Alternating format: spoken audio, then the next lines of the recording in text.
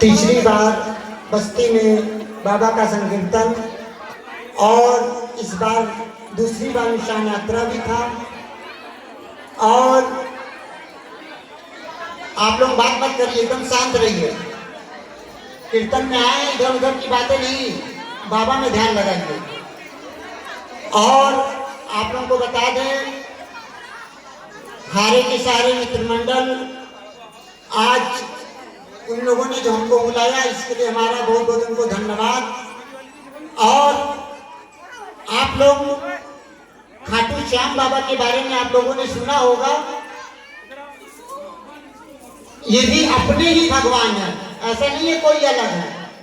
आप लोग महाभारत में श्री कौरव श्री पांडव जी में जो युद्ध हुआ था, उसमें श्री भीम भगवान जो थे, उनके पुत्र श्री घटोत्कच, उनके पुत्र श्री गर्भरीक भगवान जो थे, उन्हीं को श्री श्याम जी भगवान ने वरदान दिया था कि कलयुग जब आएगा तो आप हमारे नाम से पूजे जाओगे।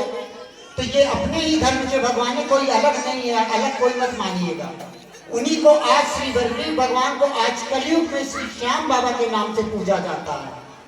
और आप लोग ध्यान दीजिएगा, कभी आप लोग खाटू जाइएगा, श्याम बगीची में जाइएगा, वहां पे आलू सिंह जी महाराज की समाधि बनी हुई है।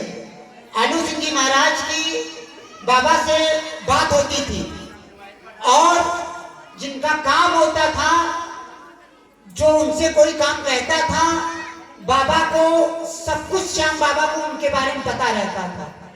जो जैसा कर्म करता था उसका बाबा वैसा काम करते थे। वही जो आलू सिंह जी महाराज हैं, आज वही हमारा दूसरा जन्म है। और बाबा की कृपा से, गुरु जी के आशीर्वाद से आज हमारी भी श्याम बाबा से बात होती है। और आलू सिंह जी महाराज से जो गुरु थे श्री श्याम बहादुर जी महाराज, उन्हीं को अपना हम गुरु भी मानते हैं, कोई हमारे दूसरे गुरु नहीं है, उन्हीं को हम अपना गुरु मानते हैं। और बाबा से बात होती है। आलू सिंह जी महाराज से बाबा खुद कीर्तन करवाते थे, खुद अर्जी लगवाते थे। जिनका काम करना होता था बाबा बोलते थे, बाबा की कृपा से महाराज जी बोलते थे, वो काम फाइनल होता था। वो चाहे डॉक्टरों ने जवाब दिया हो, चाहे वो गूंगा हो, चाहे बहरा हो, लेकिन उसके कर्म पे बाबा जब बोलते थे तब महाराज जी बोलते थे, क्योंकि बाबा को, श्याम बाबा को सब कुछ सबके बारे में पता है। इसलिए एक चीज ध्यान रखिएगा, हम लोग जो कुछ करते हैं, कोई देखे या ना देखे, भगवान से कोई चीज नहीं छिपा हुआ है। अगर हम दूसरे के बारे में बुरा भी सोचते हैं अपने मन में, ये ना सोचे ना कोई देखे या ना देखे।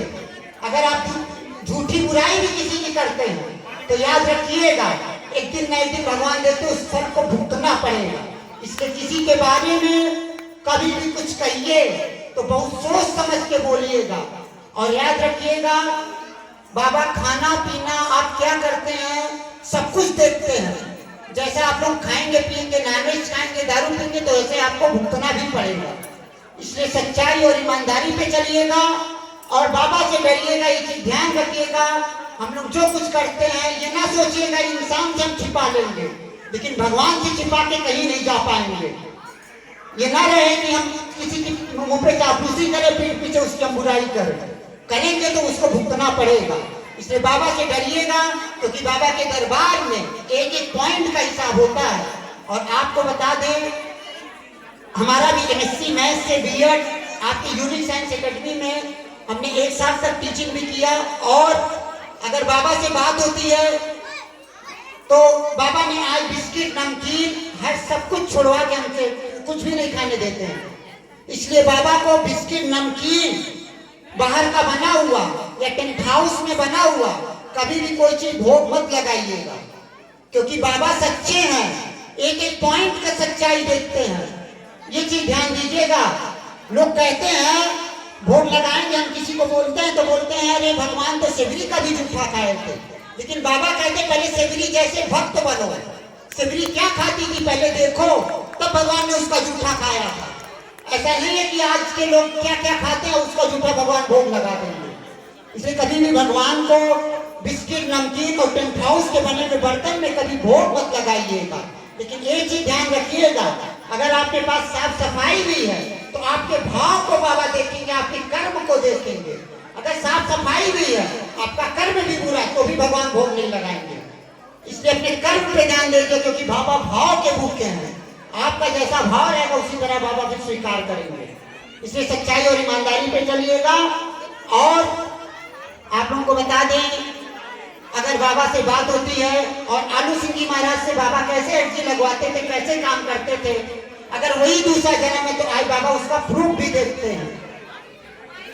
कोरोना से पहले बाबा की बगीची में रहते थे। एक गाजियाबाद की आंटी, उनका 18 साल से वो एक गवर्नमेंट ऑफिसर थे और एक प्राइवेट आदमी को उन्होंने लोन दिलाया था और वो आदमी 18 साल से पैसा नहीं जमा कर रहा था। जब कोरोना से पहले बाबा की बगीची में मिली, मैटर कोर्ट में गया। कोर्ट वालों ने ये कहा उनसे, आपने पढ़ी लिखी होके, एक गवर्नमेंट ऑफिसर होके आप क्यों लोन गारंटेड बनी? सारा पैसा आपको जमा करना पड़ेगा। उस सरदार 18 साल से बोल रहा था हमारे पास पैसा नहीं है। और जब हमसे बोली, बाबा बोले कि बोल दो। बाबा से बात होती, बाबा कहते यही प्रूफ है।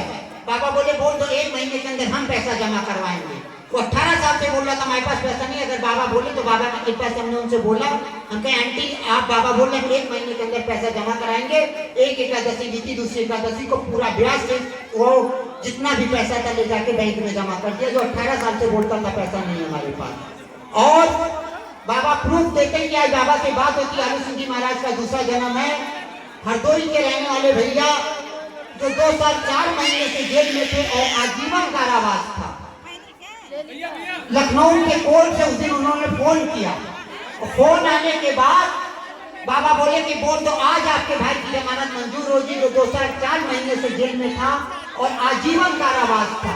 उसी दिन उसके भाई की, बाबा बोले फोन पे बोले, हमने फोन पे बोल दिया, उसी दिन सुनवाई थी, उसी दिन उसके भाई की जमानत मंजूर हुई, जो 2 साल 4 महीने से जेल में था और आजीवन कारावास था। और अभी गोंडा में आपके तरफगंज में गए थे कीर्तन करने, हमने यही आजीवन कारावास वाला चमत्कार बताया। और वहां एक भैया थे जो 3 साल से जेल में थे, उनको भी आजीवन कारावास था। हमारा नंबर ली, फोन की, 1 तारीख पड़ा, दूसरी तारीख को वो भी जेल से छूटे, जो 3 साल से जेल में थे और आजीवन कारावास था। और अभी खाटू में मीडिया वालों ने हमारा इंटरव्यू लेके यूट्यूब चैनल पे डाला। एक दिल्ली की आंटी जी जो 40 साल से खाटू आती है, उनका बेटा 1